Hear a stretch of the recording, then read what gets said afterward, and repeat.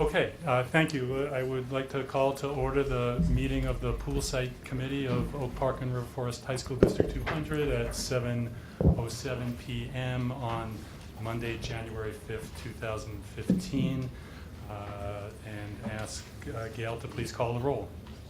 Mr. Alterberg? Here. Mr. Easterly? Here. Mr. Kopsky? Here. Mr. Connell? Here. Mr. Cronin? Here. Dr. Gevinson? Here. Dr. Lee? Here. Mr. Ledbetter? Here. Mr. Meister? Here. Mr. Salzman? Here. Mr. Schuler? Here. Mr. Stelzer? Here. Mr. Krasik? Ms. Young? Here. Ms. Gaida? Here. Ms. Roberts? Here. And Mr. Weisklitz? Here. Thank you. Okay, welcome everybody, and Happy New Year. And welcome back to the continuing story. Let's begin with approval of the minutes. Thank you to Gail for working on these. As we've said, this process has been going very fast, but over the break, Gail got all 3 sets done, and they were circulated earlier today. So I hope enough people got a chance to look at them. Let's take them one at a time. So I'd like to move acceptance of the minutes of December 1st, 2014, and ask for a second. Second. Thank you. Any comments on the December 1st minutes? All in favor, please say aye. Aye. All opposed? And any abstentions? Thank you. And I'll move to approve the minutes of December 8th, 2014, and ask for a second. Second. Thank you. And any comments on the December 8th minutes? I did read them all pretty closely, by the way, and I think they're very helpful. So all in favor of accepting the December 8th minutes, please say aye. Aye. All opposed? And any abstentions? And finally, I'll move to approve the minutes of December 15th, 2014, and ask for a second. Second. And Mary's on a roll over there, I think. So, and any discussion of the December 15th minutes? Okay, hearing none, all in favor, please say aye. Aye. All opposed? And any abstentions? Abstention from Kathy. Thank you. Okay. What order do I want to do this in? Let's go right to visitor comments. I don't think I need to go over the agenda. We'll just work our way through it. I assume we have some people signed up for visitor comment tonight? Thank you. John Bolcom is first.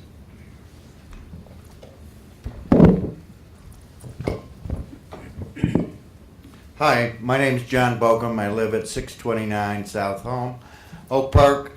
I've lived in Oak Park for 37 years, and I'm here just to make a couple things that I want to point out to your committee in regards to the pool. As you know, the high school is landlocked, and there's only so much green space that is currently available here. And that obviously is a major concern. The other area in attending a lot of these meetings that seems to be of concern is parking. Based on those two, and I know you have a lot more issues than those. When it comes to the garage, I would steer away from building a pool with that mass of water over parking, because down the road you're looking for trouble as far as settling and whatnot. There is a place across the street on Lake between the 2 fields there. I stepped it off, and that's the street you could close off of Lake there. The current garage is 60 by 160. That is 150 by 40. I don't think you're looking for more than 150. You're not looking for the same number of parking slots there. The second issue has to do, again, with green space. Anytime you disrupt sports, and you're talking about disrupting both baseball and tennis and PE, if you were to take the site that you're looking at, you're down to two sites, which are the baseball field and the garage. I would strongly urge you not to move in the direction of the baseball fields. I would take that garage, work out a deal with the city. I would also include across the street with that garage, you could incorporate the park district, the city, and the high school as co-owners in developing that. Everybody keeps talking in the two villages about working together. Well, that's an area you could work together and solve that issue. So again, my recommendation is to build the pool on the current garage site that is off of Lake Street there. Thank you very much. Thank you, John. Yeah.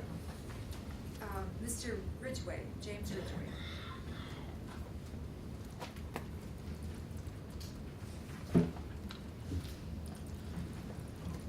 I am James Ridgway, representing the Westcook YMCA over at 255 South Marion Street in Oak Park. We had a couple other leadership that are much better at speaking than me. That is unfortunate death in the family that couldn't be here. So I'll kind of speak on the YMCA's behalf. In the 2014 to 2019 strategic plan of the Oak Park and River Forest High School that was adopted last year in January, it speaks a lot about high expectations and excellence and continued success. These are all things that we all want for everyone's programs.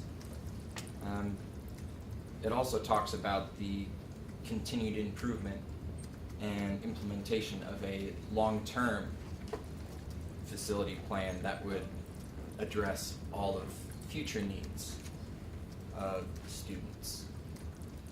So, in short, for the Westcook YMCA, we support this committee's extensive involvement and enormous amount of time involved.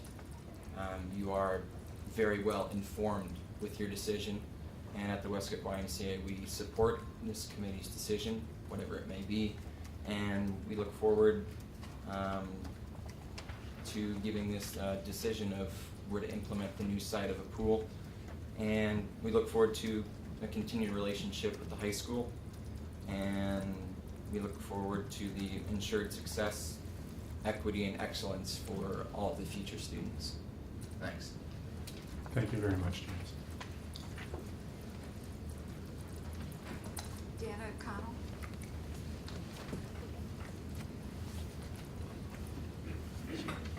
Dana Connell, 538 North Elmwood, Oak Park. Dana, excuse me, why don't you just wait a second? I think we're bringing some more chairs in, so let's not have you be interrupted by people walking in front of you. Let's start the timer back Does over. that mean I get more time? Seth? You get the same 3 minutes, yeah. But you get time to stand at the podium and breathe it in before you.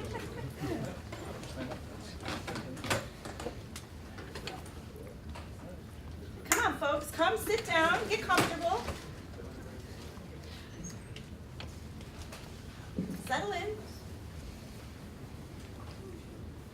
They didn't tell you this was a bring your own chair meeting? I asked in the hall, he said yes. I can use the fan.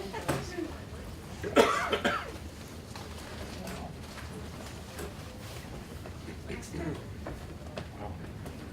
Are there really that many people out there?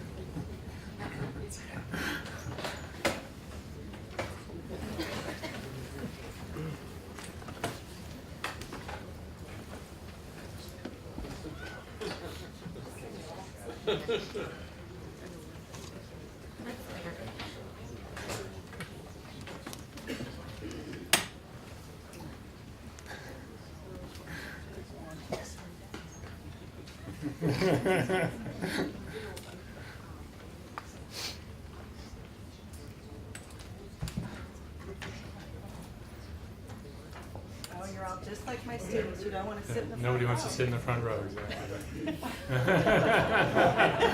Hey, Jill.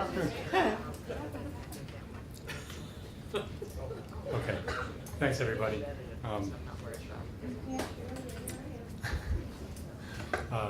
Okay, everybody all right? Todd, let's get started. Okay, Dana, thank you very much. Go ahead. Okay. Dana Connell, 538 North Elmwood, Oak Park. I want you to be bold, think big, make a recommendation that will recognize Oak Park and River Forest High School as a world-class high school, both in curriculum and in facilities. A regulation 50-meter pool on the parking garage site does not displace any one curricular or sports activity, and even better, it opens up space and becomes the catalyst for improvements to the overall campus and thus the overall student experience. This pool will be built first and foremost for the PE curriculum, serving nearly 4,000 students as a classroom, as well as more than 200 student athletes. The PE curriculum serves every student. A regulation 50-meter by 25-yard pool provides the greatest flexibility for fitness, athletics, and most importantly, life safety. Have you ever considered how many of these kids go to the Lake Michigan beaches and they know how to swim because of their PE class at OPRF? There are a number of different physical education offerings that I hope you have all looked at to see that in 5 or 6 different classes, aquatics is a part of the PE curriculum. So can you serve 4,000 students in anything smaller? Sure, but with fewer offerings, safety concerns of crowding, and significantly less flexibility. This decision is not about what is needed this week in 2015. It's about providing the flexibility for the year 2100, based on our past experiences. Do you think that in 1925 they were thinking about child obesity, water polo, and kayaking in 2015? They certainly weren't thinking about female athletes. Beyond the students, I hope this pool can also serve the community. If you attended any Park District of Oak Park meetings, participated in or read the online surveys, you would know that the residents would like a year-round pool. In response to the community, I suspect you also don't realize that there is an agreement right now between the high school and the Park District for the new swim academy for kids ages 1 to 14 on Wednesday evenings and Sundays. While this isn't widely publicized, the fall sessions were all full with waiting lists. The spring session starts next Sunday. There are 27 sections that will serve approximately 150 kids. As of today, all but one class is full or waitlisted. In addition, there's lap swim. I've heard what tremendous assets the Lake Street Field and tennis courts are to the community. A regulation pool is another community asset, and if planned for flexibility, can also help to offset the cost of ownership. 5 years ago today, the OPRF pools reopened after months of closure. It was a banner day that many OPRF alums will never forget. When you vote on a recommendation, please be bold. Who knows, our kids and grandkids might even have jetpacks and flying cars in 2100 and not need a parking garage, but I hope they can still view the 4th of July fireworks on the field. Thank you to this committee, to the Board of Education for the days, weeks, and years spent on this decision, and thank you also to the students of OPRF, past and present, who have been waiting patiently. Thank you.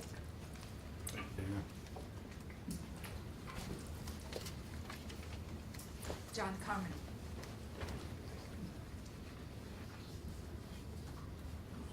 Good evening. Thank you for allowing us to speak. My needs and my interests represent baseball and softball in the village. We've spoken before. My comments are going to be very short. We want to emphasize the need for green space. It's going to be a common theme tonight. We want to emphasize the need for swimming as well. We're not in any way of the mind that swimming does not belong as a key asset in the village. With that said, again, to stay short and brief, we want to point you toward the parking garage and the parking garage alternatives. But that is our comment, and a comment that we think better serves the community in a long-term basis. And I would stop there. We appreciate your patience, and we look forward to your discussion afterwards. Thank you again. Thank you, John. John Morlich. Good evening. I'm one of the tennis coaches here at the high school, as well as a tennis instructor in the area, so obviously I'm here to represent the tennis courts. I know Oak Park lost a few courts to Stevenson Park several years ago, I think it would really be very difficult on the community, you know, of this size and with tennis being what it is in this community to move off-site. And I guess I've heard some rumors of possibly having to move to a different community, which I think would really be devastating. Tennis is a sport of a lifetime. You know, there's kids on our courts that are 3 years old playing with their parents. There are people 80, 90 years old playing, so these are public courts. Obviously, I have an interest in the high school courts just for the teams, but just for the community, I think it would really be difficult for them to lose their tennis courts. Thank you. Thank you. Bernadette Diaz?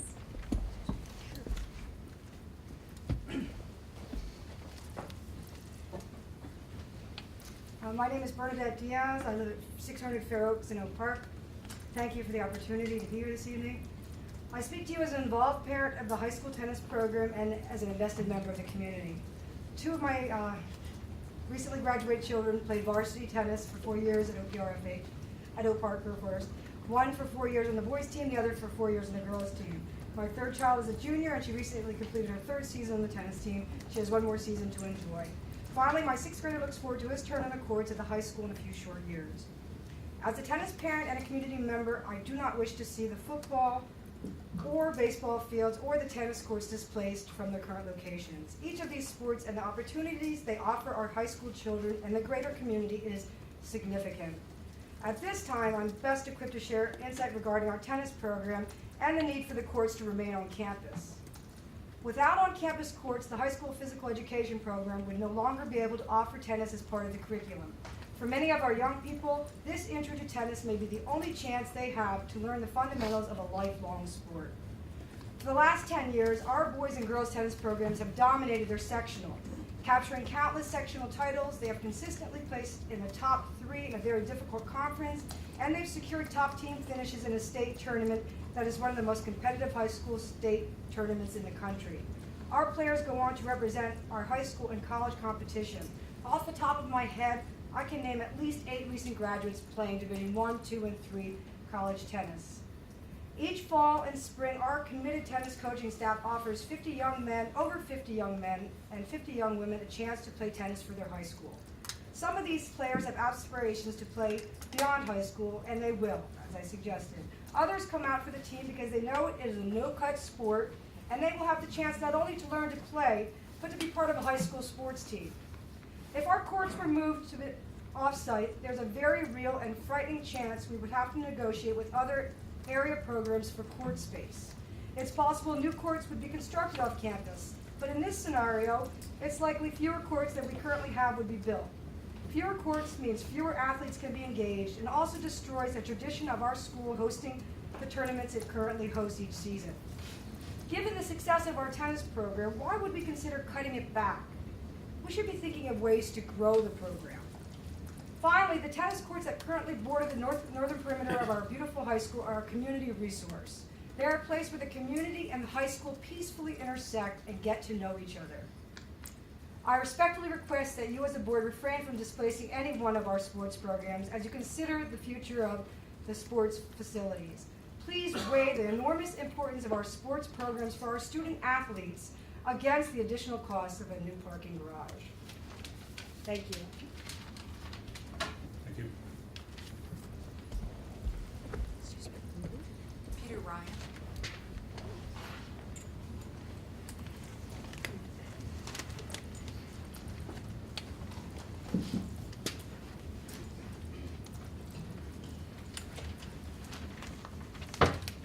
Hi, good evening. Peter Ryan from 414 Augusta in Oak Park.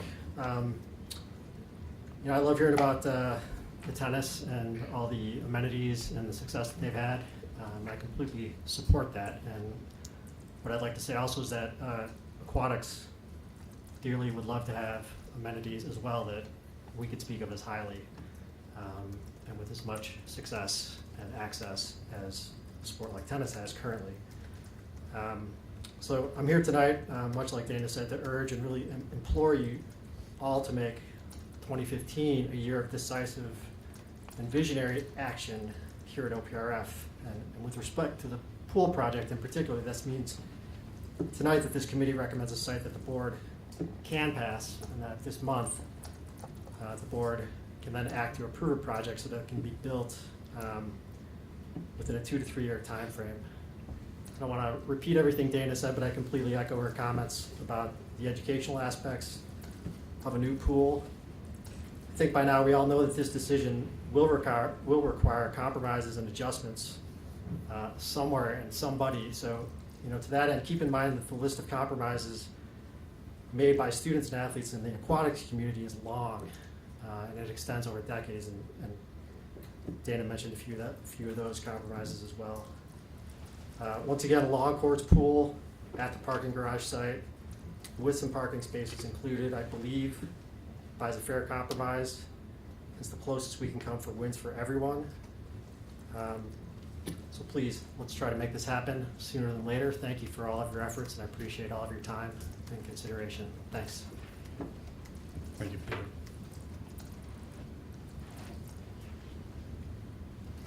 Connie Coleman? Connie Coleman, 212 North Scoville, right across the street.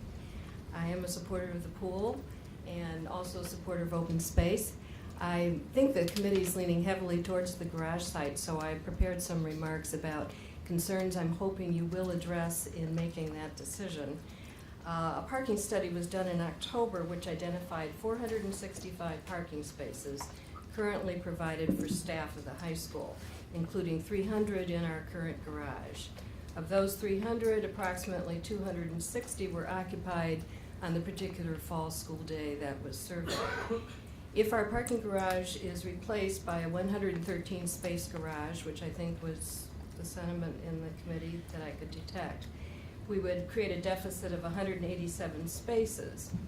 If 40 spaces were typically not needed on an October day, the loss of staff parking spots would be about 147 spaces. So in terms of displacement, that's the number I've been playing with. The October KLOA parking study identified a total of 222 spaces designated as reserve or permit parking in nearby lots and streets.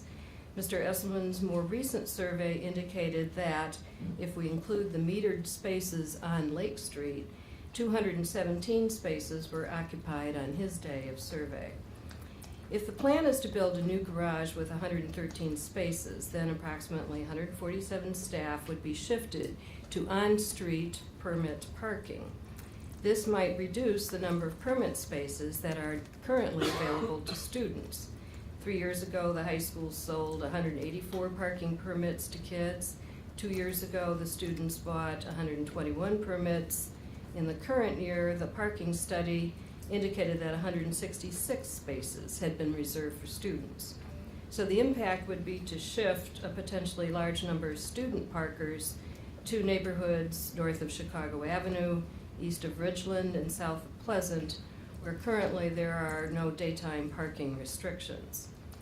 The shift to on-street parking will create a direct cost for either the high school or an opportunity cost for the village. If the high school continues its employee benefit of free parking for all staff, the 147 permits, which I think are about $240 a year, would cost the high school an additional $35,280 a year. If the Village of Oak Park would agree to forego this permit revenue for an extended number of years, perhaps in exchange for retirement of the debt owed by the village for the current garage, the village would be ceding a potential source of parking revenue. The village would also lose revenue from permits currently sold to students through the high school.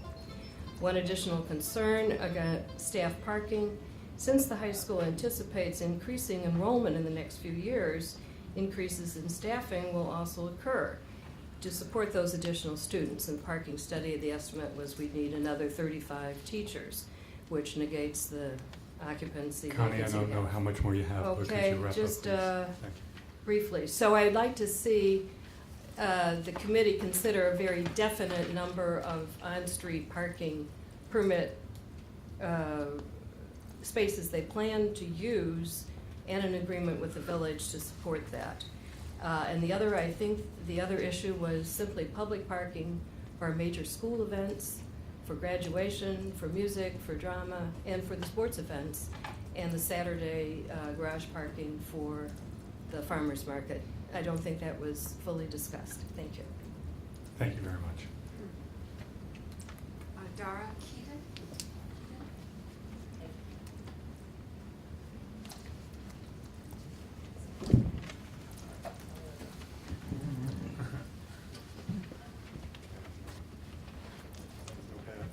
Hi, I'm Dara Kaiden, 755 Bonnie Bray in River Forest.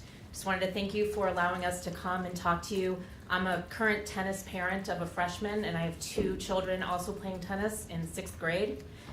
Tennis is a lifelong sport. I think we've heard a lot from various people about the impact on using an off-site place for tennis. There are no other courts with 8 courts in one spot, which is what we're currently using to compete in our conference. So I don't really know how we are going to continue to run a program. The biggest impact would probably be to the JV2 program, which are our newest tennis players.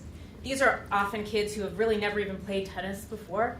Gives them an opportunity to learn a lifelong sport, and without tennis courts, we really just can't provide that. Also, we have 256, I think by Fred's count, 256 kids in the spring, 256 kids in the fall that are using the tennis courts for PE. So this is it's not like it's 50 kids in the spring and 50 kids in the fall. This is hundreds of kids that are using these courts. Public's using the courts, and I just don't see any other option to continue to have the kind of tennis program that we have today. Thank you. Thank you.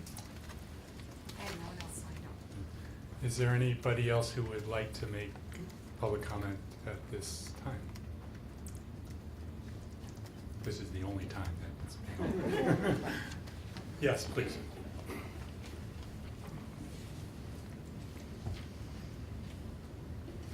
Hi, thanks very much. My name is Matt Kosterman. I live at 608 Bonnie Bray in River Forest. I'm the parent of a tennis player and a swimmer coming up in 6th grade. So I have my heart in both places. I would thank you for all the time. I think this is probably far more than anybody anticipated at the outset. But I would, as others have, encourage you to be bold and to not cut anything, and to put the pool on the site of the parking garage, which seems to have been a boondoggle from the word go. I moved to the area when it was being built, and I didn't fully realize the impact of it then. So I think that the option of putting the pool on that site, relocating the parking, and looking at alternatives for parking is less impactful than the other options presented. So thanks again for your time. Thank you. Anybody else?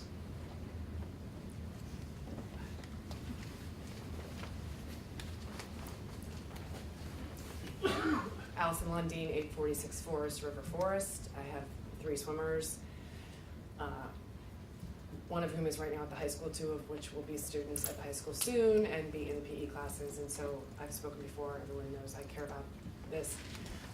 My concern for the committee, not only do I agree with what has been said in terms of let's do this right, let's think bold, because everybody's complaining now that we didn't do it right with Ridgeland, or that we didn't do the parking garage right at the time, or that we let 90 years go by with this decrepit pool, and that our swimmers have been suffering for years and years, have already been compromising. Like our tennis kids and our football kids, nobody wants any of them to suffer, but they haven't been suffering, and ours have. But that's my point. My point for the committee that I'm really hoping and praying and begging is that not only would you recommend the garage site, make sure there's enough parking, go big, is that then you figure out, and I don't know whose job this is, I don't even know if I'll be here this long tonight, but how to word it if we have a referendum, because I can tell you right now, I'm not gonna be able to handle it if we have to go to referendum and then the whole thing doesn't happen. So, because this has just been 5 years, yeah, it's just too long. So, I'm just hoping you guys are here and everybody's saying, let's do the garage, let's do it right, let's get enough parking. Tennis loves swimmers, swimmers love tennis, yay, we love each other, let's go for it, but let's figure out how to get the village to vote for it and get it built soon. That's all.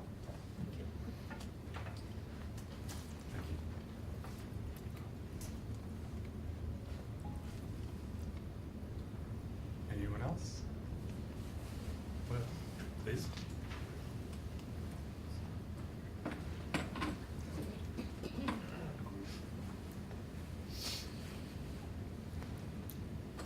I'm Curtis Kruver. I'm a neighbor. I've been to most of these meetings, and I just want to reinforce what I said last time. I'm for the garage site.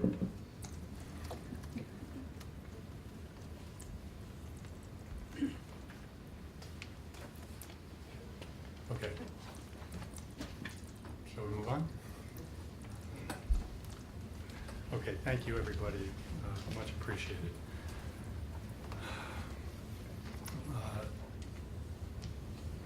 Let's,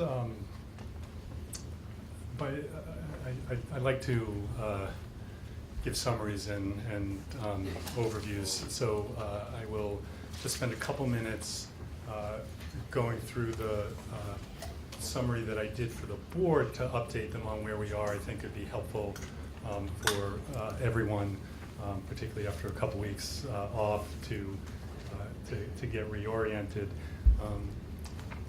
And Todd's going to bring it up. So after our last meeting on the 15th, I put together a few slides and I walked the board through this. Most of what's in here will be familiar to this committee. There are a couple of facts that were new or presented a little bit differently, so I will just try to walk through it quickly.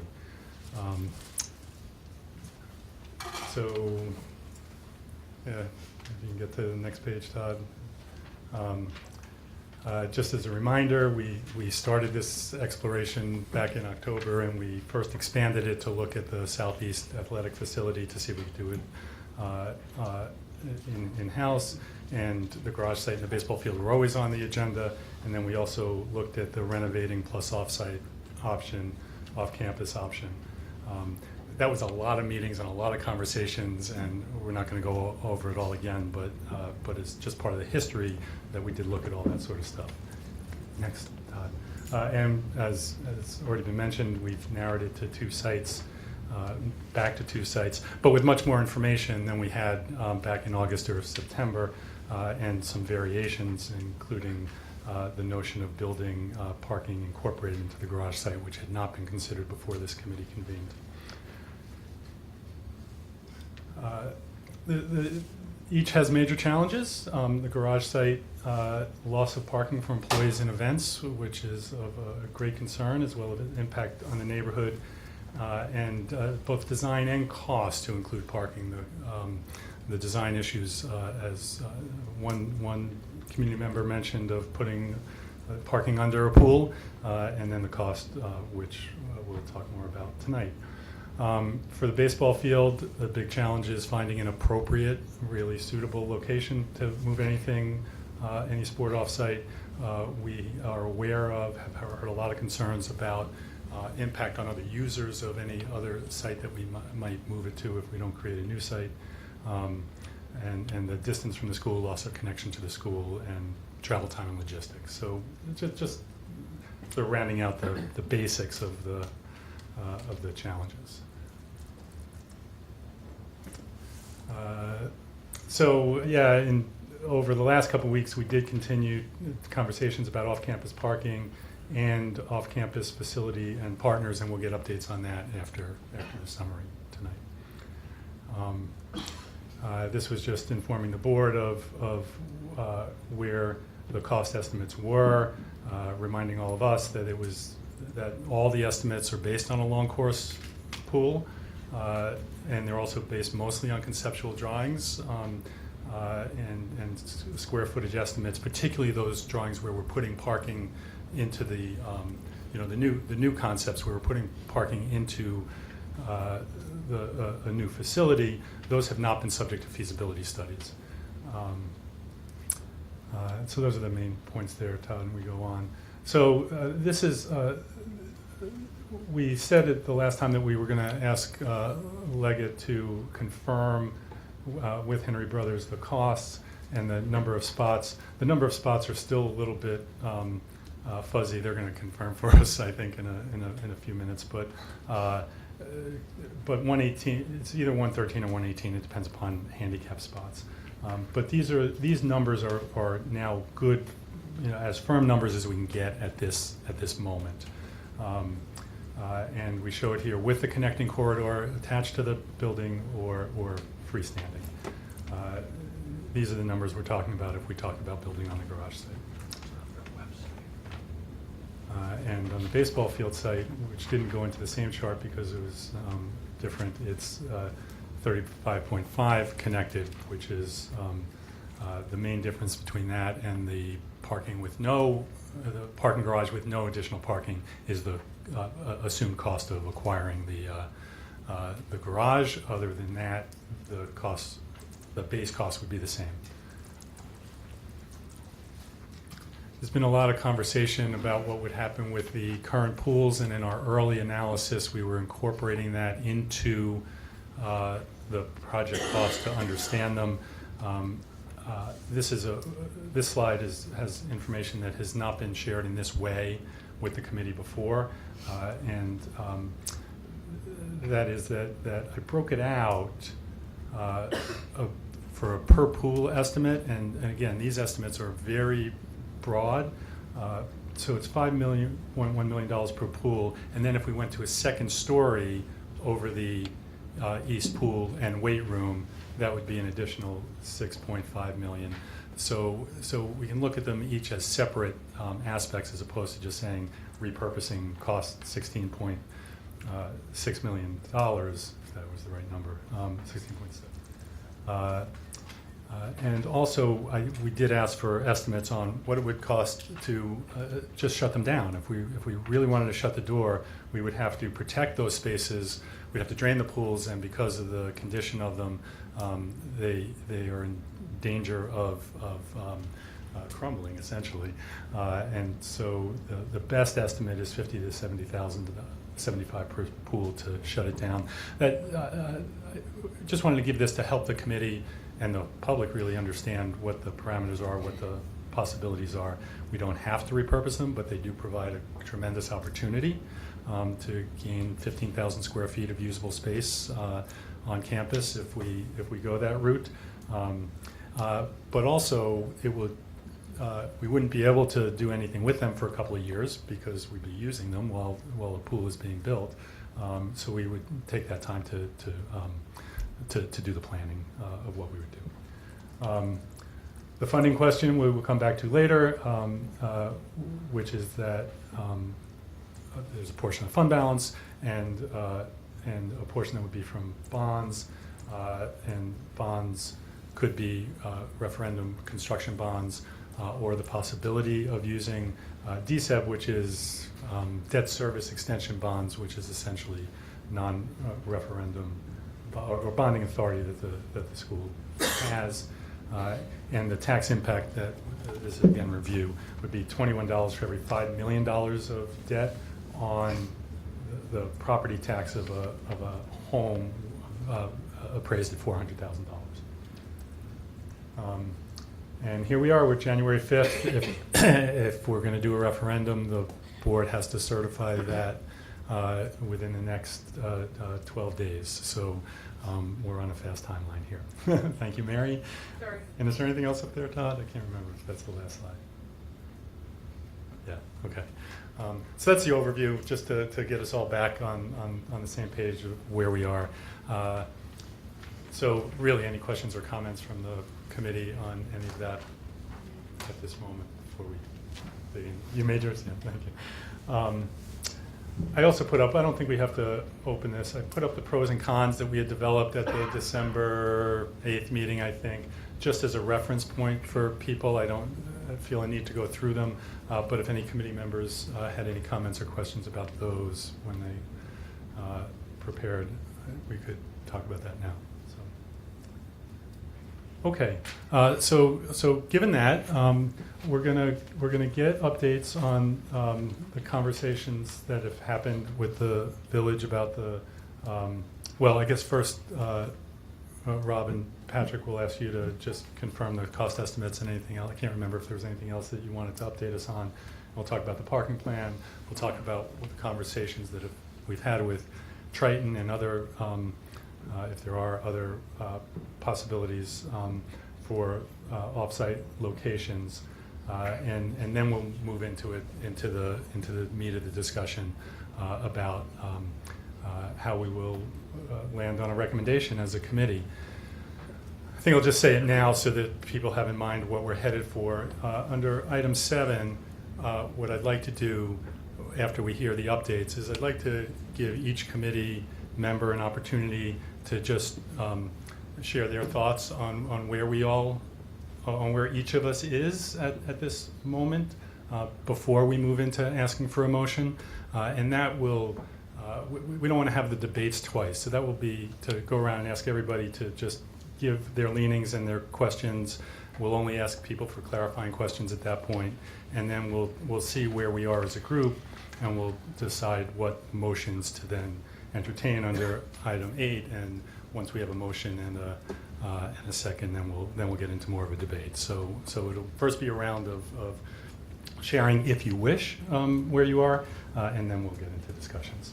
So that's the plan for the next 20-30 minutes. We should wrap it up. So Rob, yeah, is there?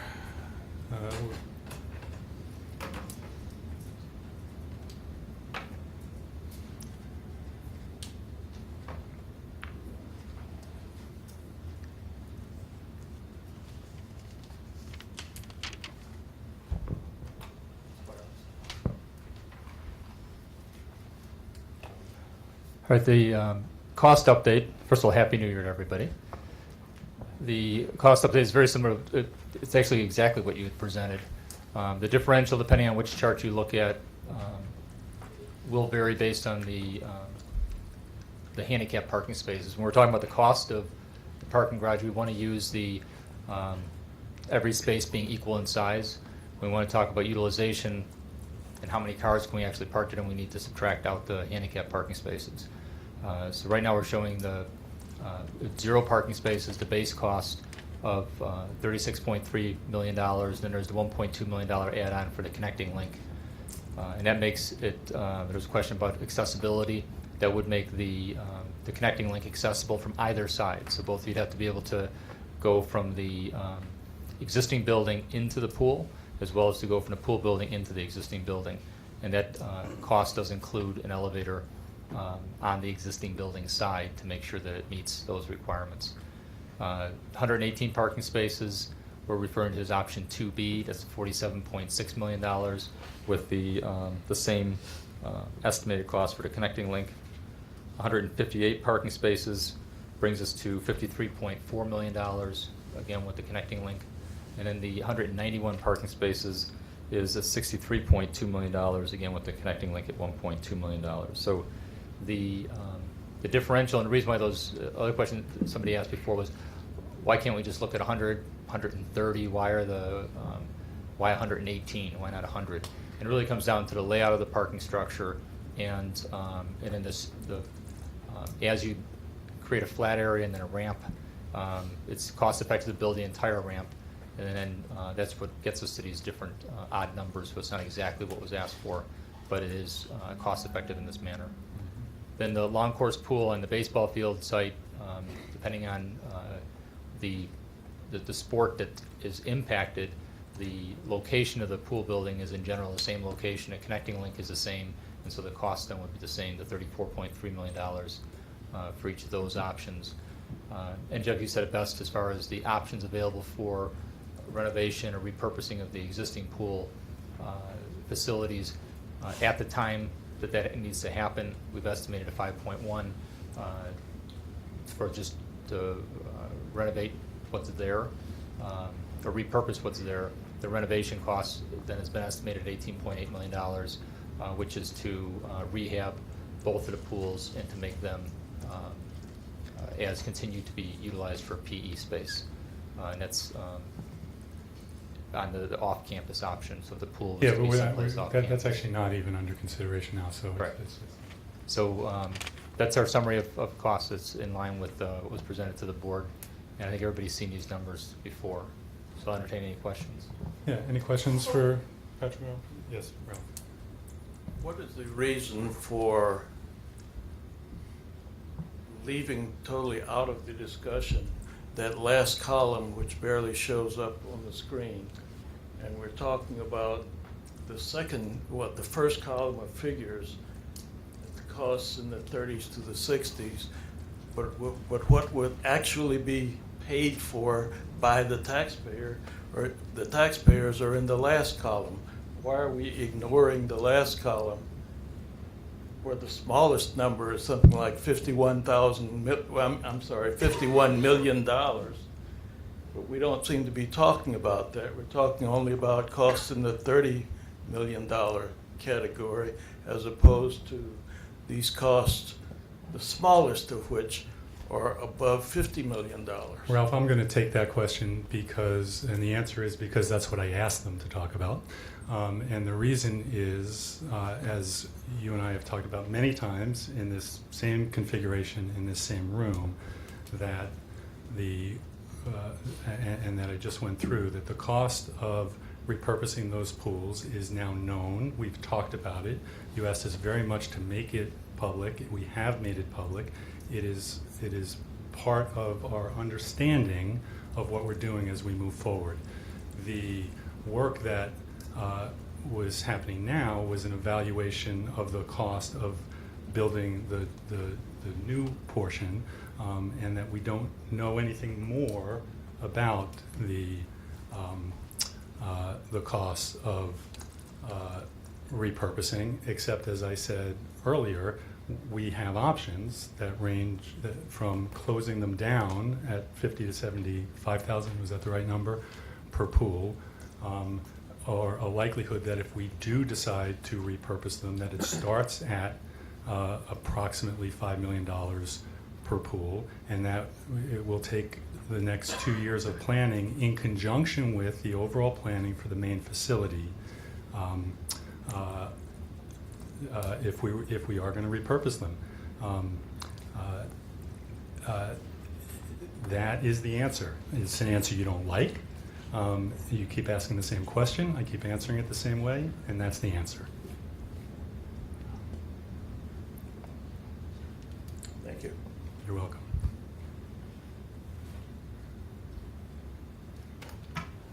Any other questions?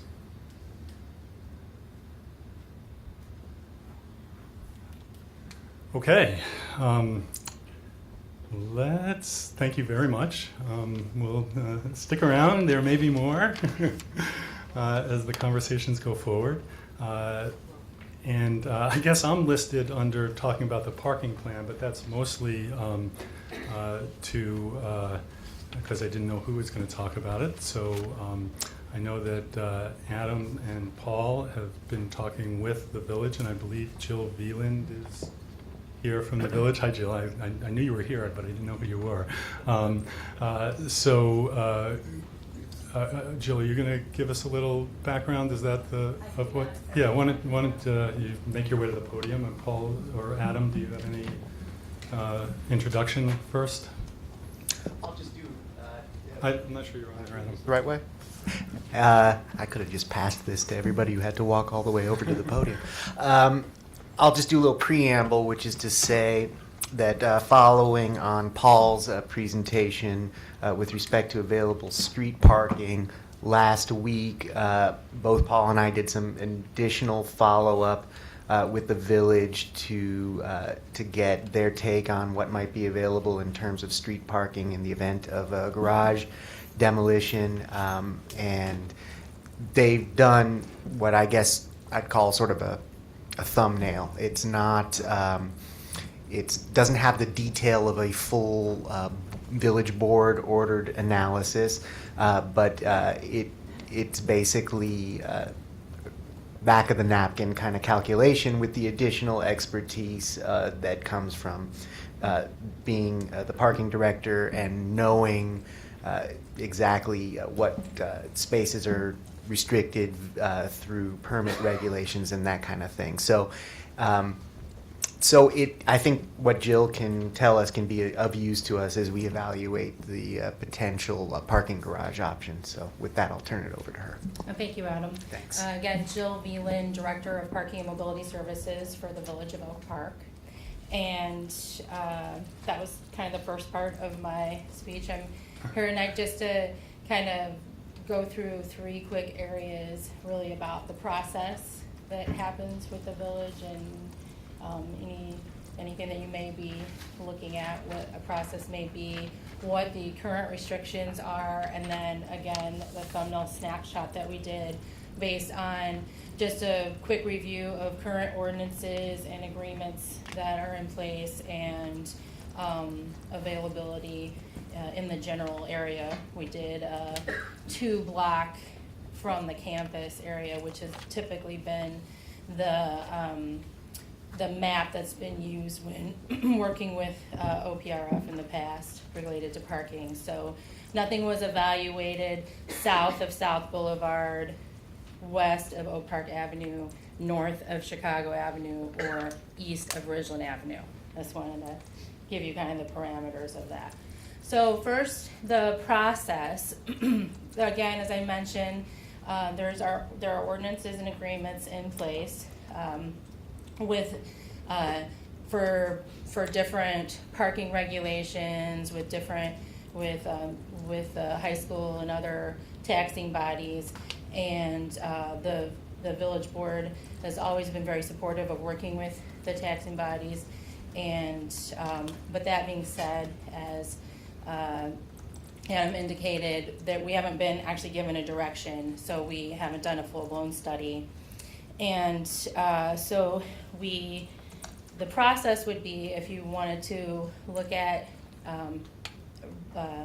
going to the village to look at any changes to restrictions in the area, typically the village board would pass that on to the Transportation Commission, who would then hold a public hearing to give the public an opportunity to talk about it.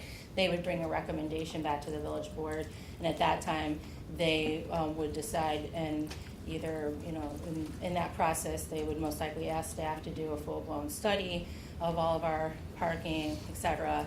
That usually takes, a year to 2 years, depending on how many things come up, how many questions are asked, how many different scenarios you want to look at. But that is definitely a process that's attainable. And again, we're always looking to work with our other taxing bodies.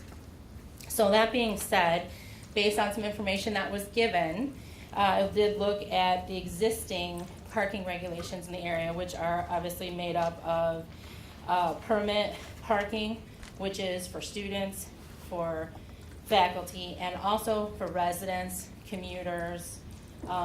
We do have hourly parking near the train station. We have resident permit parking within the neighborhoods. So we have a big mix, and we are doing some shared parking, because in some of the lots along South Boulevard, we do sell student parking, but we also sell resident parking, and they do some shared parking there. So currently, the average revenue that we receive from those permit parking related to students and residents, non-commuters, et cetera, is about $130,000 a year for what we currently have. I was also asked to look at the Avenue Garage, even though I've heard discussions that it is a few blocks away, but we do have some capacity in that. I was asked to look at the top deck, and I just wanted to let you know that there's 87 spaces, but at the market rate that we sell those permits, that would be about $75,000 a year for those permits that we receive now. The student parking that's being purchased currently by the high school and is 120 permits per year. That's what's being purchased. We do have a little bit more than that looking at the map of spaces available, but that's because there's been some fluctuation in how many permits have been purchased by the high school in the past. The high school purchases those, and then they sell them to the students so they can have the flat rate versus the students coming in and having to pay different rates through the village.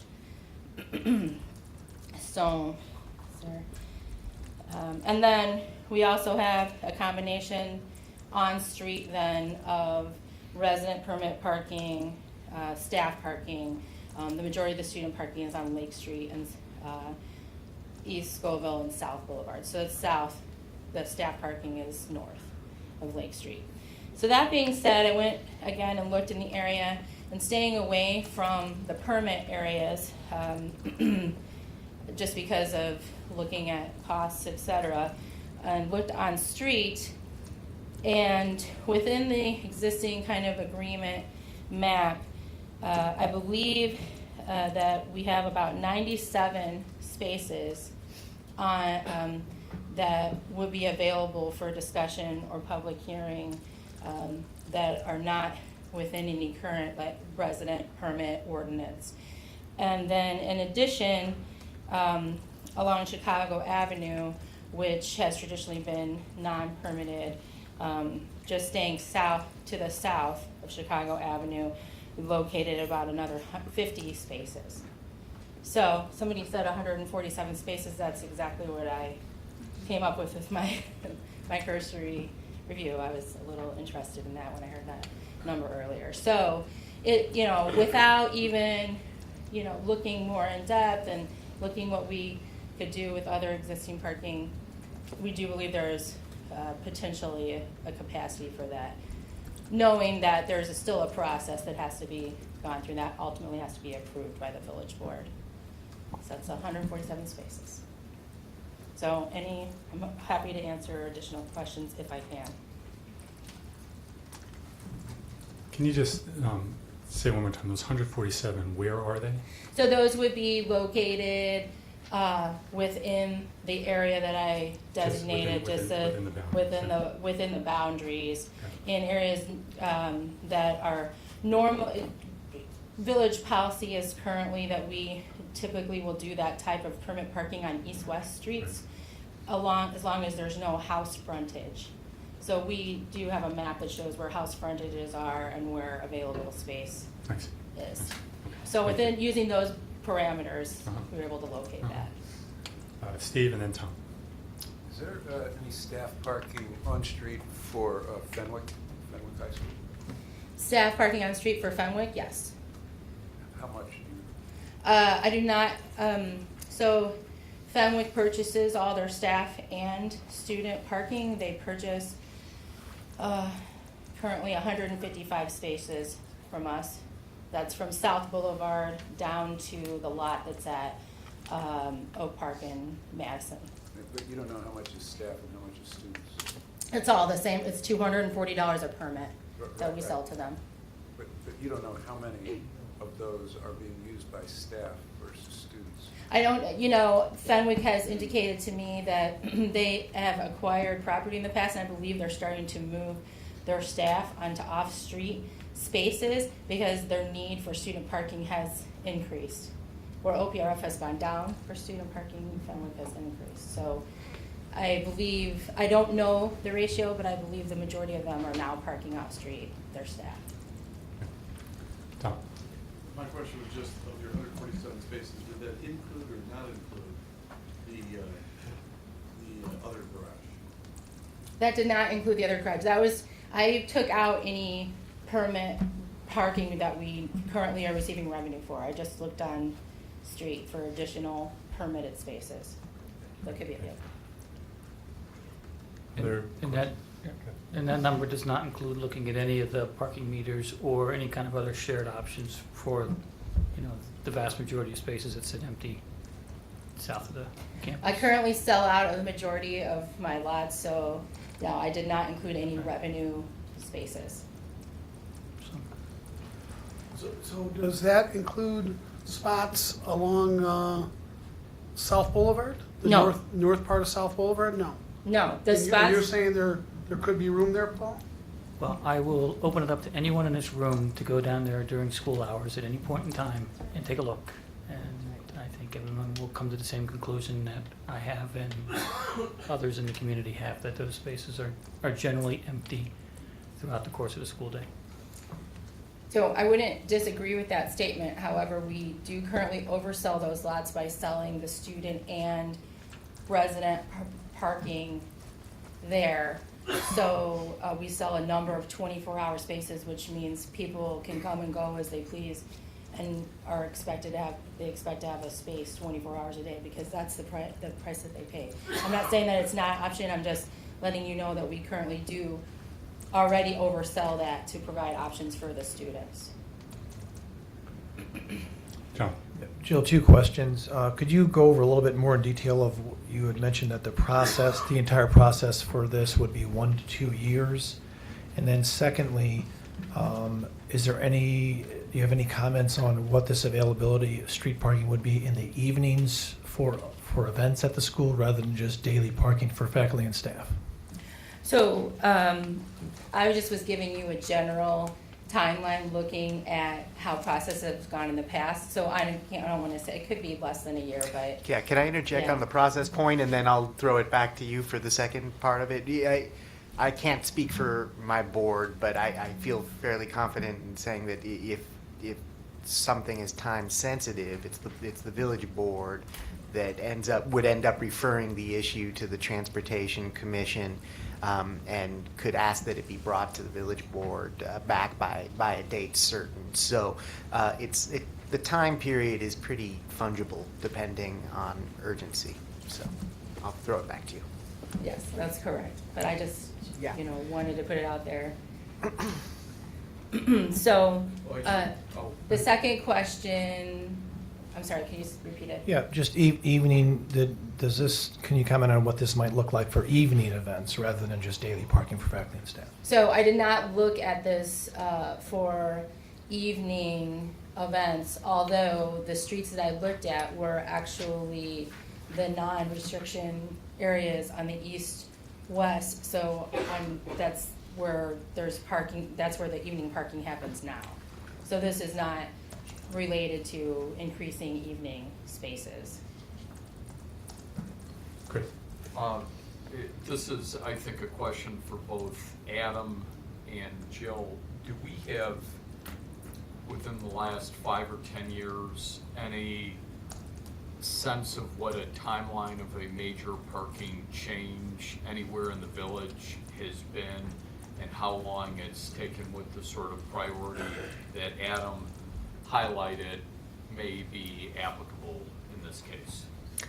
I don't know if we have something that's on all fours comparable to this particular situation, but like any other commission process that requires sort of an overhaul of multiple related village ordinances, I think these days we could probably get something like that done inside a 6-month timeline.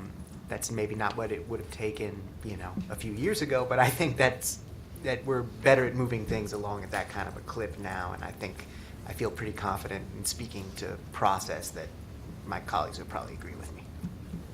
Chris, I can speak to that personally.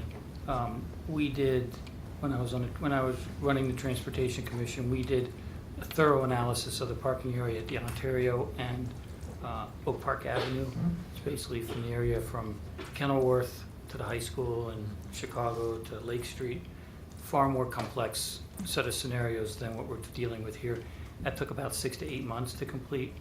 In that same period of time, we also did the complete review and assessment of the parking around Fenwick, from basically South Boulevard to the Eisenhower and Oak Park Avenue to Ridgeland. That took a comparable amount of time. So 6 months. I would say by the time you do the data analysis, do the studies, collect the information, go through the public hearings, determine what needs to be changed, get that drafted up into an ordinance that the board can look at, you're looking 8 to 10 months probably. And that's, like I said, those scenarios included, multifamily, overnight parking, all sorts of different things that don't come into play in this scenario. I mean, in some respects, this might be a little bit less complex than some of the things that the Transportation Commission has taken on. So I wouldn't be unduly worried about the amount of time it would take. Okay. Jill, do you happen to remember how much it cost to build the garage? I know it was years ago. You're right, before my I know, time. mine too, yeah.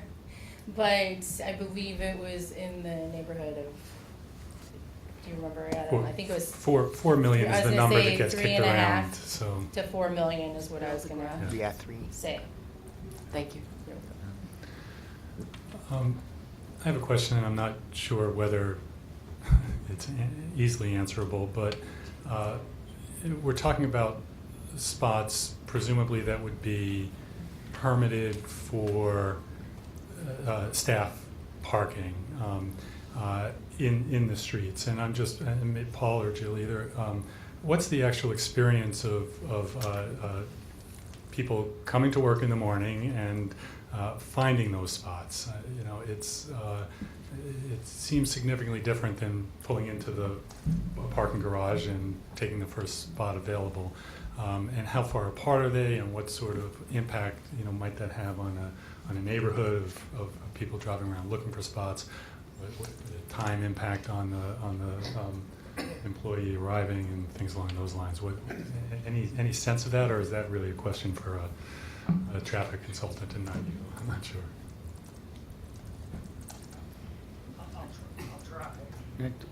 When we did Fenwick, there was a number of, number of those were faculty on-street parking spaces, and I don't remember any loud uproar from the Fenwick staff and at that point in time related to that issue. They were just grateful to have a place to park. And for Fenwick, it's a much more pressing issue because they don't have significant off-street parking spaces. So currently around the school on Linden and East is staff permit parking. So according to my records, there's 43 spaces. And this is giving into account that people don't always park right next to each other. So they're, on any given day, maybe there's 45 if everyone parked well, or there's 41 if they didn't. And then on East, I just want to clarify, I think it's Erie, not East. oh, I apologize, Erie, Yeah. sorry. That's okay. On Erie, there is 24 spaces Mhm. that are designated. So within Superior, Erie, Chicago, there's, I mean, it would be, we've taken into account, you know, how many you can roughly, we have calculations that we use to show that. So typically we don't have any problem. We do on-street permit parking for residents for the overnight parking, and we're very close with our calculations for that. Okay, thank you. Any other questions? Okay. Well, Yeah, I'll just sum it up briefly and just say, if there's any takeaway from this, is that this, I think there are options in the event that there is, you know, a loss in parking spaces for faculty. I think what Jill has communicated very ably is that there's a process in place for the village to review those regulations, and I'm sure that folks would be willing to work toward an accommodation with the high school.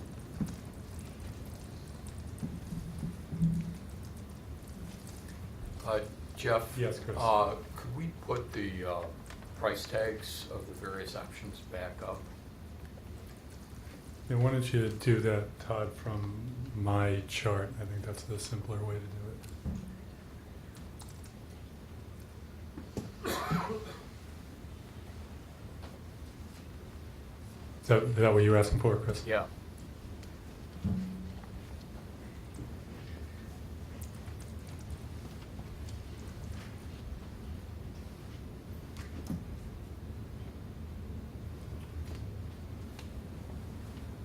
You want to say anything about it, Chris, or should we just all contemplate it? No, I just wanted to, we've got, there are a lot of numbers. Sorry. around. Yeah, there are. No. So you just wanted to have them in Yeah. front of you. Good, yeah. And I think it's fine to leave those up there for a while. Steve? Can you refresh, at least my memory, on how we got to the 50-meter pool as the only option we're looking at as far as prices are concerned? I don't know if that question's out of place. Yeah, I'm not quite sure that, it's definitely not in place. And I'm just trying to see what the right place is. We will actually.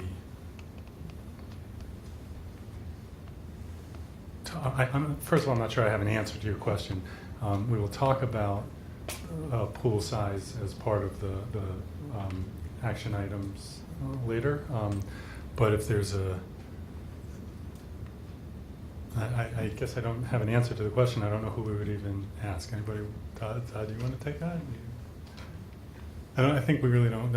Well, I think some of the history of this, just being on several different committees over the past 3 years, is there were so many different scenarios that at some point in time, there was some decisions made to have some consistent approach to what we were talking about, so that for one reason, Leggett Architects and Henry Brothers could give us some consistent cost estimates and to try to narrow those things down. Number two, the 50-meter pool certainly was, before we started looking at detailed costs and specific site surveys a year or two previous to this, it is, and it still is, an ideal situation from the aquatics community. Okay, so I think we're looking at if we were looking at what is our best ideal situation, it was always going to be a long course pool. I don't think that anyone intended for that to be the only option, but it started moving that way from a consistency approach at some point this past summer to look at that, so we had consistent numbers to compare all these sites to. That's my sort of recollection of how we got to that. That's helpful.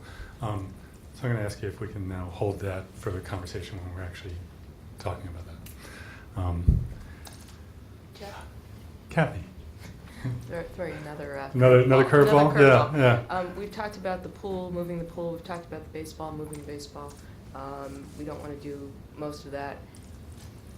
If it costs $4 million, even if it costs $8 million to build a new parking garage, that is significantly different than $27 million onto the same site as the pool. So if you're looking at 200 to 300 spaces and you wanted to build a new parking garage, couldn't you build that on a part of the Lake Street fields? Not that we want to yes or no that, but that's something we can talk about. It seems crazy to put $27 million to make a pool and a parking garage be the same thing. Okay, I'm going to ask. A comment is fine. Let's just hold that. I don't want to get into deliberation right now. I want to finish our updates and that's fair, but I think and it's then important. raise the. It's the kind of question. We're talking about parking. That's so right. I'm just saying That's right. we can move parking to another place, and building a structure there is in addition to the street parking. As a potential. Yes, I think that we haven't studied any particular sites as to where we would build it. We haven't had any conversation about it. But if I understand your point, it's that if we were thinking about creating a comprehensive parking plan or a parking plan, if we were going to build on the garage site, I think you're raising the question of whether we should try to build a parking structure somewhere else as opposed to incorporating it into I think as the we building. talk That's through what you're- parking and all the yeah. different ways you can do parking, using existing street parking isn't the only solution. Especially at fairly reasonable costs to build relative to building it on the same site as the pool. Right. I think that's a very fair point. Anything else at the moment on parking? All right. Thank you for that parking piece, and I think we'll talk about it more when we talk about our site decision. The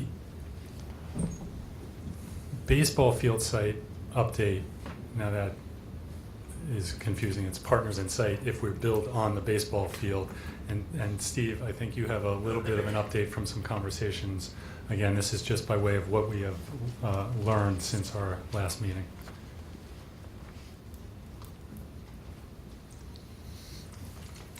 Yes, good evening. So here are a few of the updates that I have. We have, as you know, at the last meeting we talked about, we're having conversations with Triton. Today I was able to have a phone call with the administrator over there to get a better idea of what their plans are looking like and what we would be able to do. In terms of tennis courts, we would be able to get up to 6 courts in a partnership with them. In terms of a baseball field, they would not be able to build a baseball field on their existing footprint. In terms of a softball field, they are currently going to look at doing one field, but if we didn't do the tennis courts, they would be able to install a second softball field. In regards to my discussions with River Forest, they have 6 tennis courts. This was my follow-up about tennis courts that are available over at Keystone, and they would be able to help us with 5. They'd like to keep one for the public. Keep in mind, however, that in the fall it would be a difficult scheduling for them in terms of those 5 because they share with Trinity, and that's the girls' season. But in the spring, it would be easier for us to get those 5. Okay, and I think those are the only updates on that. Is there any questions for Steve, or anybody else had anything lingering that they thought we were going to get more information on about that? Steve, just real quick, was there any further discussions with the Chicago Park District? The Chicago Park District, they do have Columbus Park. There are 6 courts that are there. They said that I asked about what the potential would be for us to build. They do not have outside entities build on their property, so we would not be able to expand that. If we wanted to get to more courts, we would have to most likely go to Garfield Park. When you say go to Garfield Park, you mean that we would be able to build there, or No. there are more courts They there? believe that they said Okay. that Okay. the places that they're looking, there should be more courts there, and we may be able to consider talking to the Chicago Park District further. Oh, that's kind of far. That's a little far. Yeah. So would Triton be able to support girls softball for practice, everything? I think that I would have to bring John into the conversation a little more with their coach to be able to see what their practice is right now. They do have a softball team. So that conversation is that they would work with us to create one, but not necessarily replace both fields that we currently use. So they could probably create one that was dedicated for us if we wanted. I did ask about if they could expand it to, I kept upping the ante. Could you give us, could you build 3? And they said no, they would not be able to put that on their current footprint. And they share with Trinity, I believe. That's what I'm hearing. I do not, I haven't talked to them further in regards to that. We do also, anything beyond that starts getting into their parking lot. Right. Okay, anything else on that?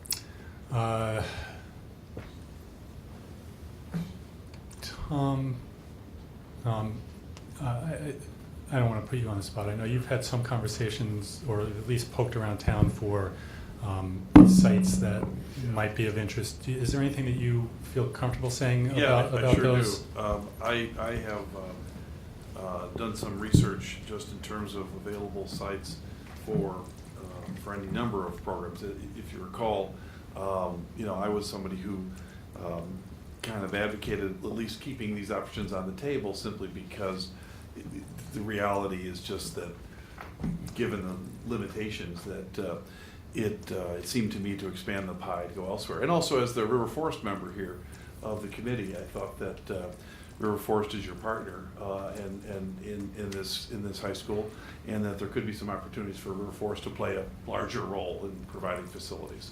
And I thought that was a useful thing to explore. I can't tell you any more than Steve about firm things, but in the same spirit as the parking, I will tell you that I think there is some real interest in finding locations. There are some interesting sites available in Forest Park, along Madison Street, as well as in River Forest, that have some really key open space that could be useful for expanding some opportunities for baseball, for example. I just put this as a caveat. Maybe I'm going into options, and it would only be if this was a win-win. In other words, in my opinion, would be if there were some facilities that were available that could allow the teams in question to really celebrate their use and have something really extraordinary.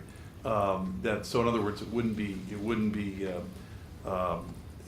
sent away. Where I went to college, there was houses along the river, and there was houses at an old place, and if you got sent to the other place, you were quadded. That's what they said here, you know? And it was always the doom to get sent to some of the off-campus site. So I'm not in favor of anybody getting quadded, or Garfield, or whatever the word would be. The idea that I've looked into are, where do we have open spaces? Where do we have spaces that would allow a 400-foot fence? Where do we have spaces that could provide turf fields? You know, something that would be special, something that would be available so that we'd be expanding the baseball universe. And there's obviously huge interest in finding it. There's a bunch of baseball parents are really excited about it, because it wouldn't be necessarily a baseball that would necessarily be used by the high school exclusively, because, you know, during the days or other times it might be useful. So there are these spaces along Madison Street in Forest Park. Coach Ledbetter had recognized a couple of those along the way. There is interest in continuing those conversations. It's very helpful. And yes, that tripped a little bit into your statement of Sorry, where I you are. couldn't- So no, it's it's fine. a professional It's thing. I'm an it's fine. advocate. I That's can't right. No, help it's it. fine. I asked you for it. I gave you the opportunity. So thank you for that. So any questions for Tom on that, or anything else on sites before we move into really moving into starting to take a gauge of where each of us is in this conversation? I guess how should we consider what Tom has to say relative to what seems to be choose A or B? That seems like C. Or no, that's. Can I respond? Well, I can. Let me just give one shot, real quick. Okay. 20 minutes tops. I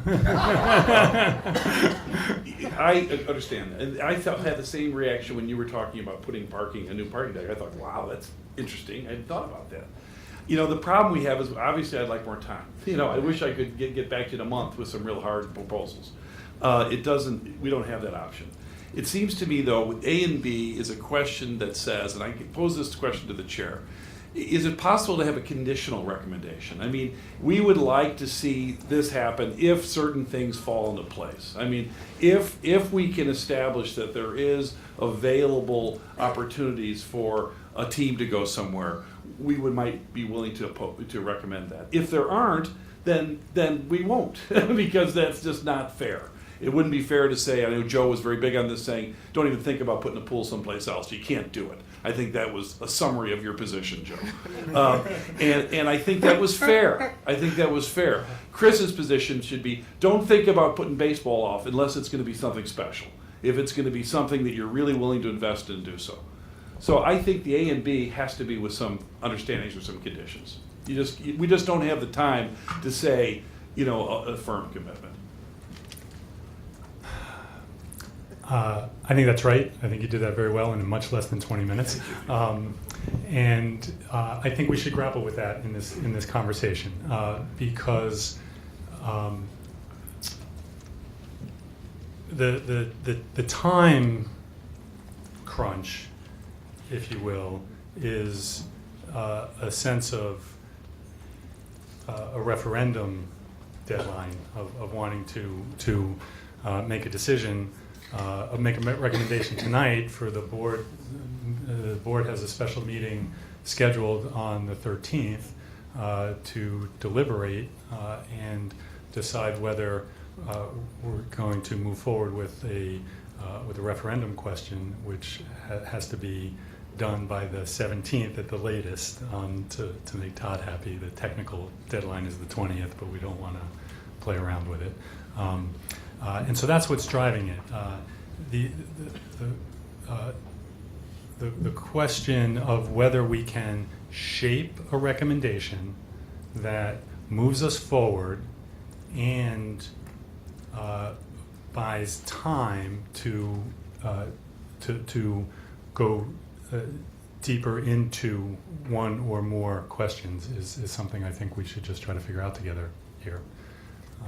Is the 17th does that the exact wording of the referendum has to be Yes. done by the 17th? Yes. It has to be filed on the 20th. With So the wording, with the language you're going with the to see language, on the ballot. With the language you're going to see on the ballot. That's correct. That's correct.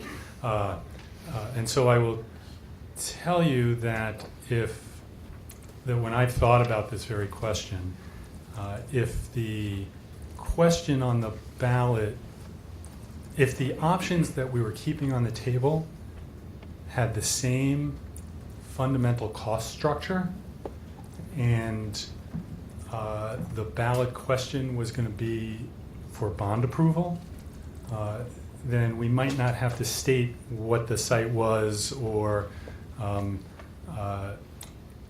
exactly. We could just do a referendum question that says, do you approve a bond, selling of bonds up to this amount for a pool costing approximately so, without actually putting on the ballot where that would be, or if it's going to be on the baseball field, which sport would move. But if we're trying to keep open a $35 million option over there and a $48 million option over there, it's much harder to figure out what a ballot provision would be to keep options open. Does that make sense? Yeah, a little. I mean, I understand the math, but implicitly you're saying that if we go 48 versus 37, we haven't set aside money to possibly explore any of those spaces. We're just looking at the structure, right? So you're only saying that's right. I was 48. not talking about setting aside money to acquire To do or anything. develop a structure. That's right. I was not. So it sounds like we're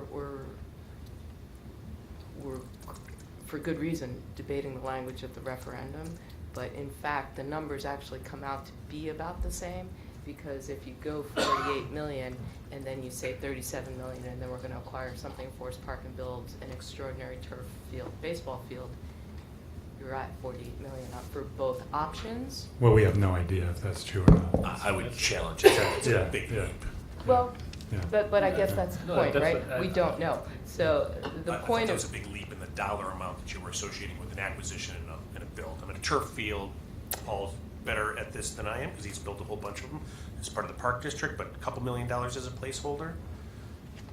So- and an acquisition cost. So $2 million is $2 million. So I said 10, maybe 10's too high, but you said a couple. What's a couple? The point is we don't know. It's And not the point is, so how you phrase the question, Jeff, which I understand and I agree with, but you're saying one is a structure, 48 million, one is another structure, 37 million, with some number to be named later. Now, if we were to say, it just came up with this tonight, so I'm not wedded to this idea, but if you went with 0 parking spaces in the garage and just built the structure, those are the same numbers. It's That's 37 million, 37 million, and then it's just a couple million to build a parking garage, Peter, right? I agree, if you could find a space. If you find space. Right. So I guess I'm a little bit concerned that we're saying one has hard, big numbers, and the other has smaller, fungible numbers that we don't quite understand.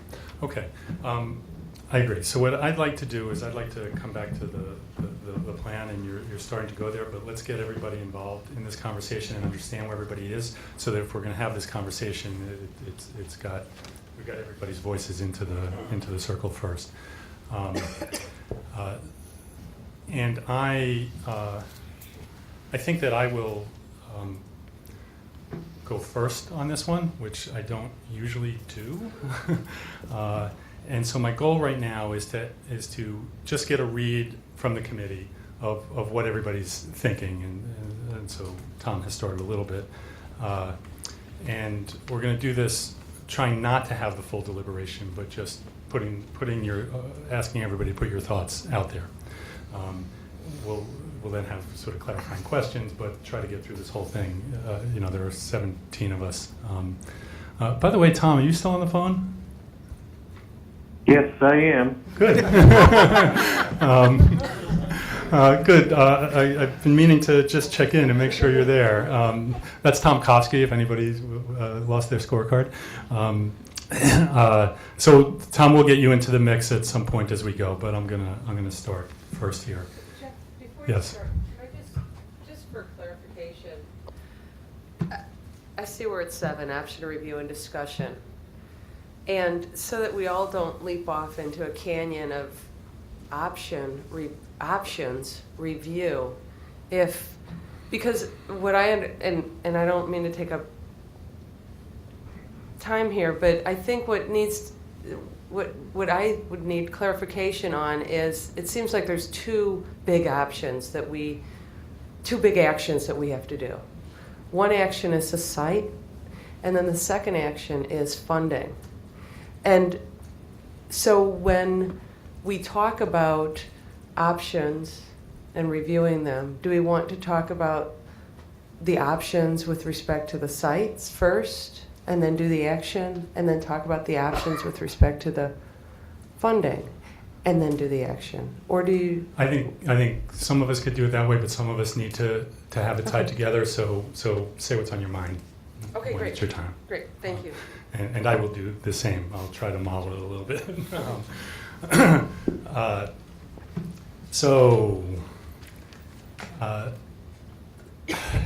As many of us have, I've been thinking about this for an awfully long time, given it a great deal of thought. And I think that there has been a great deal from people who have commented and some people on the committee trying very hard to not impact other sports, and which has led to a lot of discussion of building on the parking garage site. And I really respect that effort. But in my own thinking, I'm less convinced that that's the right way to go because of the high cost and still losing significant parking on site. I do recognize the conversation that we can get a lot of parking within a couple blocks, but that's at best replacing what's currently there. So I'm more concerned about the impact on employees and the impact on the neighborhood and the impact on events and things along those lines. And the other thing is that the parking garage site has a certain appeal because it's got some certainty. We can say, let's build it, let's put these many spots in, and we move on. Building on the baseball field has this uncertainty because we haven't identified where a sport would go, which sport would go, and what it would cost. That uncertainty makes us all pretty uncomfortable. However, I suggest that we should seriously consider moving forward with building on the baseball field. That's where my head is on this.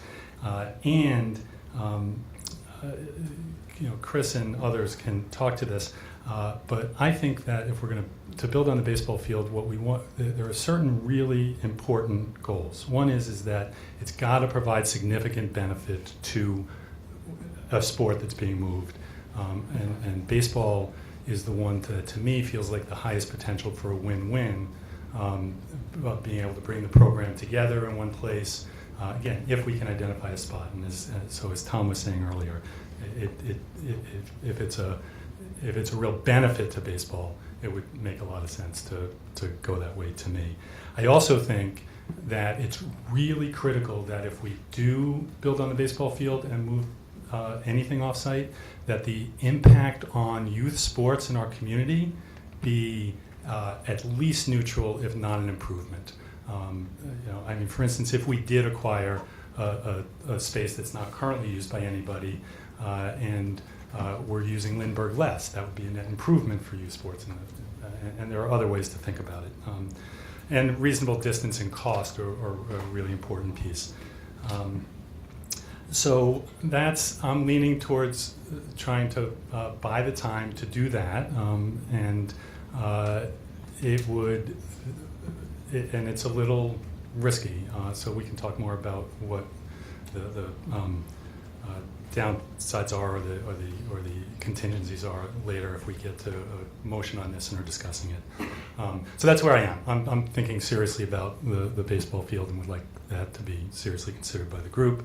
On the other two issues, one is the size of the pool. I do lean towards a long course pool, but do feel we haven't had a full conversation about it. I don't think we can have that conversation fully tonight, but I would ask us to recommend that the board in making their final decision, get a little bit more testimony from the aquatics community, from the staff, and have a full discussion of long course versus stretch. That's it would be helpful to me. And on the funding question, I remain open. I lean toward a referendum with the notion of the need to do it to continue building trust with the community as we have. But we've also taken a lot of other actions to do that, and I'm open to hearing from committee members and my fellow board members. And so I would actually probably not personally vote on that tonight, but I understand that we might. So that's where I am. Hope that's helpful. Clarifying questions? Any? Good. So we can do this, we can ask for volunteers, or I can just Jeff, I have a